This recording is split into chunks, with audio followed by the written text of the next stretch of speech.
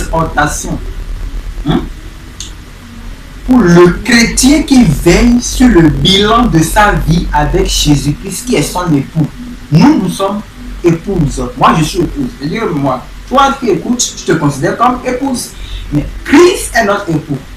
Et chers spectateurs, auditeurs, auditrices, et c'est bien qu'en Jésus-Christ, nous sommes déjà une nouvelle créature. C'est là une simple récitation que nous citons aujourd'hui. Mais la réalité est du fait que celui qui est en Jésus-Christ doit avoir la nature du Christ. Normalement, si nous sommes en Christ, c'est que nous avions divorcé avec les ennemis de Jésus-Christ. Le premier ennemi, qui est Adam, nous ne sommes plus en Adam, mais nous sommes en Christ. Nous ne sommes plus dans le monde, mais nous sommes en Christ. Nous ne sommes plus du Satan. Voilà ceux qui sont en rivalité avec Jésus dans notre vie. Mais l'essentiel est que Dieu a changé notre vieil homme, notre nature vieil homme, puis il nous a fait renaître dans une autre vie. C'est-à-dire que notre identité est changée dorénavant. Nous sommes en Christ. Nous sommes pour Christ, nous vivons pour Christ, à Christ et rien que pour Christ. S'il en est ainsi, nous sommes fiancés à Jésus-Christ. Autrement dit ça. Donc l'église que je suis fiancé. Et notre mariage sera fait pendant l'enlèvement, où nous serons transférés. Vous voyez, comme un marié veut partir chez son bien-aimé, qu'est-ce qui se passe?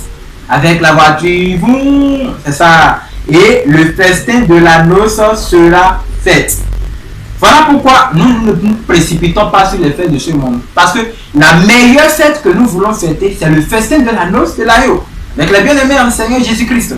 Qu'est-ce que je veux dire par là? Ce que je veux dire par là, c'est que un chrétien, chaque 12 mois, chaque mois, chaque 6 mois, chaque 3 mois, à chaque moment de sa vie, doit apprendre à faire le bilan. Que ça soit positif, négatif, il doit faire le bilan. L'auto-bilan à sa vie. Bilan spirituel, familial, de service, n'importe quel bilan psychologique dans tous les domaines de sa vie, ça va lui permettre de savoir comment ça se passe.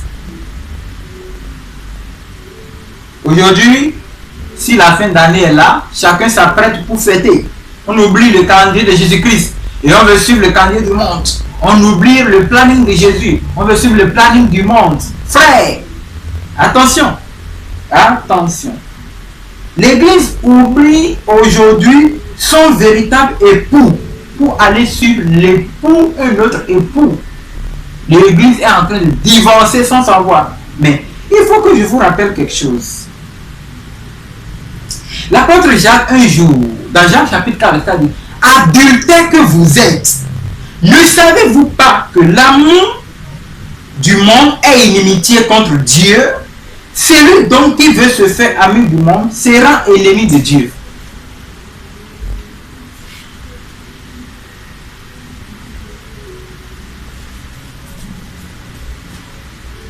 Pourquoi l'apôtre Paul veut parler, l'apôtre Jacques veut parler de cette manière? Pourquoi il veut dire adultère? C'est parce que l'église oublie Jésus, le Christ, qui a donné sa vie pour te faire un don. Une dot. C'est comme une dot. Il a donné sa vie pour te racheter. Comme il dit, j'aime trop, je l'aime, non, je l'aime, je peux mourir pour lui. Comme on parle des amoureux aujourd'hui, non, je l'aime là. Jésus a donné sa vie pour nous racheter. Maintenant, toi, qu'est-ce que tu lui as donné en retour? La fête. C'est ça, non? Les femmes qui portent des pantalons, des boucles d'oreilles, des rouges à lèvres, les pasteurs qui prêchent contre Jésus. Miracle, blablabla, en oubliant l'objectif principal pour lequel le Seigneur nous a appelés. Écoutez, ne savez-vous pas? Donc, quand tu commences à être ami, ne savez-vous pas? Quand tu commences à suivre d'autres doctrines, ne savez-vous pas? Quand tu pêches, ne savez-vous pas? Quand tu veux faire tout ce que tu vois dans les églises, ne savez-vous pas que l'amour du monde est inimitié contre Dieu? C'est le guidon qui veut se faire ami du monde, sera l'ennemi de Dieu. Tu veux détester ton véritable mari en faisant adultère avec le monde. Quand tu veux suivre le monde, tu as déjà devenu adultère. Qui est adultère? C'est toi. C'est moi, ce chrétien-là. L'église, l'épouse du Christ, qui a tourné le dos à son vrai mari et qui continue de suivre le monde. Pourtant, elle dit Jésus, je t'aime, tu l'aimes. Montre-nous comment tu l'aimes. Jésus dit, si vous m'aimez, gardez mes commandements. Qui est adultère? Vous voyez, il y a certaines femmes, comme elles savent que leur mari les aime, elles savent que tout ce qu'ils vont faire, le mari vont les pardonner. Mon ami, fais attention. Fais attention. C'est comme ça l'église est aujourd'hui. Non, Dieu, il est miséricordieux, il est plein de compassion, il a de pitié, il va me pardonner. Oui, c'est vrai, il va te pardonner. Mais ta relation avec lui ne va pas grandir.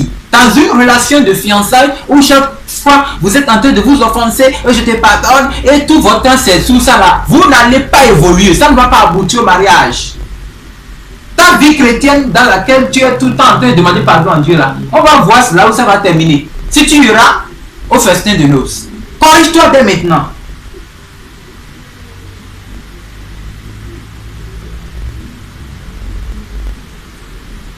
L'apôtre Jacques était en train de parler à un niveau. Il dit, verset 5. Croyez-vous que l'Écriture parle en vain? C'est avec jalousie que Dieu chérit l'esprit qu'il a fait habiter en nous. C'est ça. Dieu est un Dieu jaloux.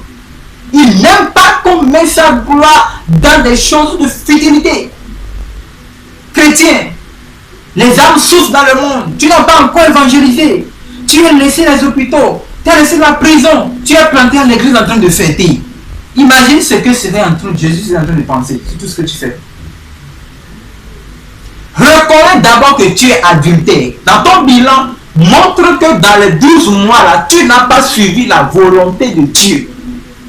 Et si tu ne suis pas la volonté de Dieu, ça peut te faire échouer dans tes propres projets. Ça peut faire échouer ta propre famille. Voilà pourquoi la Bible dit, tu es adultère. Tu veux débuter une année, c'est pas une nouvelle année, parce que les années sont les mêmes. Voilà. C'est une autre année. Rien n'est nouveau sous le soleil. Il faut tracer un plan. Dans ta repentance, quel plan as-tu tracé pour Dieu? Après ton appel pour le salut, quel plan as-tu tracé pour Dieu? Qu'as-tu décidé de lui faire? Dans ta communion avec Jésus, quel plan as-tu tracé? Et pour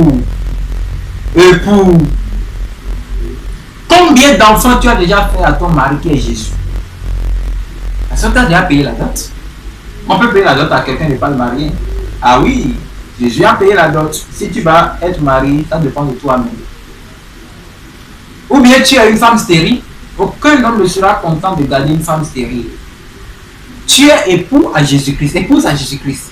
Combien d'enfants tu lui as déjà fait? Combien d'âmes tu lui as déjà gagné? Je t'aime Jésus, je t'aime Jésus. Fais-lui quelque chose pour le surprendre. Montre-lui que tu connais ce qui le rend content. Ce qui rend content notre époux qui est Jésus, c'est de lui gagner des âmes.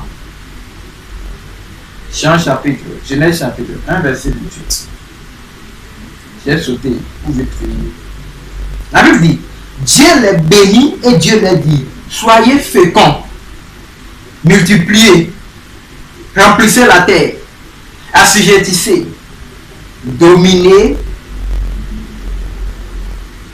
Donc Dieu nous a donné l'autorité. Tu as fait toute une année.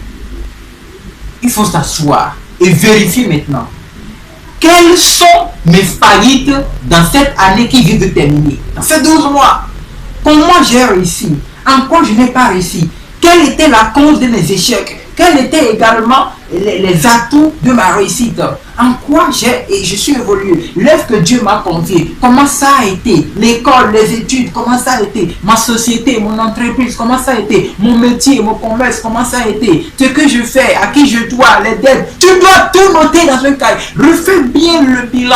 Vérifie, parlez avec ta famille, et ta femme, ton mari, ton frère, ta soeur, tes parents, tes enfants. Les remettre sur une bonne piste avant le début d'une nouvelle année. D'une autre année, je vais dire, Frère, il faut t'asseoir et faire le bilan. Jésus nous a donné le pouvoir. Il dit, il a béni l'homme. Il dit, soyez féconds. Toi, tu n'es pas fécond. Tu es chrétien, tu n'es pas fécond. Tu n'évolues pas. Tu n'évolues pas en esprit. Tu n'évolues pas dans le ministère. Tu n'évolues pas dans le gain des âmes. En quoi tu veux évoluer? Multipliez-vous. L'autre là, à quoi ça te sert dans ta vie? Multipliez. Remplissez la terre. Assujettissez. Dominez.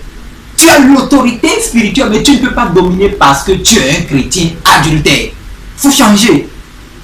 Non, ce que nous disons, c'est que si tu ne suis pas cette logique, les gens du monde, les paniers du monde sont en train d'évoluer dans les domaines parce qu'ils sont objectifs. Ils sont la planification. On a déjà vu des gens qui ne font pas trop de travail, ils vendent le pain, ils vendent l'homme sachet et ils ont bien évolué. Mais toi, chrétien, tu gagnes de l'argent, mais tu n'as jamais évolué. Qu'est-ce qu'il y a à la base? Ça te manque le bilan et la planification. Maintenant, vous allez voir. Si Jésus est en toi, pourquoi tu ne portes pas de fruits?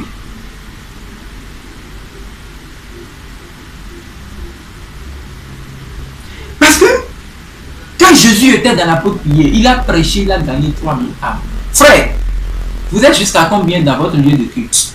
Combien d'âmes vous avez déjà gagné à Jésus? Il faut faire promesse, Seigneur. Dans une année, je vais te gagner tel nombre d'âmes. 5 âmes, 10 âmes par an, 100 âmes par an. 1000 âmes par an. Dans cette année, je vais changer. Et maintenant, pour les 12 années, 12 mois qui vont suivre, il faut faire un plan. Et chaque fois, il faut demander, Seigneur, je vais aborder encore cette étape. En janvier, je vais faire ceci. En février, je vais faire ceci. En mars, je vais faire ceci. Ceci, je vais faire ceci. L'argent que je vais gagner, je vais investir. Frères et sœurs, si tu suis ça, tu dois évoluer. Parce que chrétien doit être mathématique. C'était une exhortation pour vous aider à bien faire un bilan et à bien planifier votre année. Merci beaucoup. Que le Seigneur vous bénisse. Amen.